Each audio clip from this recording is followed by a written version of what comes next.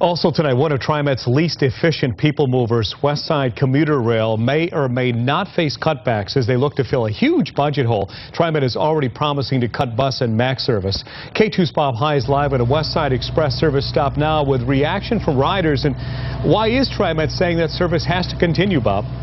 Well, Steve, TriMet says it can cut bus and MAX service all by itself, but when it comes to commuter rail line that's right here, that's a different story. As one of the last commuter rail runs takes off from Beaverton bound for Wilsonville, one look in the windows and the problem is easy to see. There are plenty of empty seats. It's busier at the height of the afternoon commute, with riders afraid of what they may face if service is stretched out to one train every 45 minutes instead of one each half hour.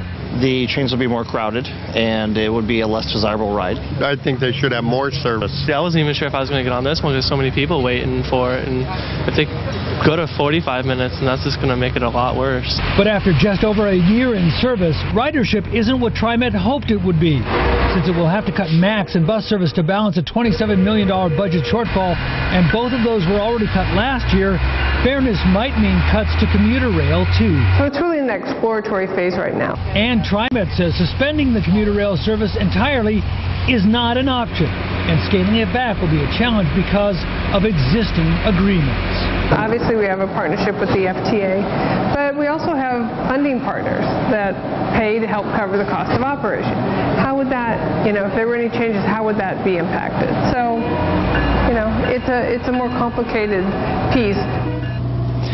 According to TriMet's December ridership numbers, West Commuter Rail carries about 1,000 riders a day on average. That breaks down to a cost of about $19.50 per rider. Now compare that to the cost of bus riders at about $3.50 per rider, and the cost of MAX riders about $2.20. Live in Beaverton, Bob High, K2 News. Figure that one, $19 a rider. All right, Bob, we'll follow this story. No question. We can tell you that TriMet is holding a series of open houses to answer questions and get input from the community.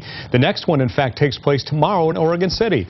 You can find much more information at KATU.com. Click on the Inside section on our website.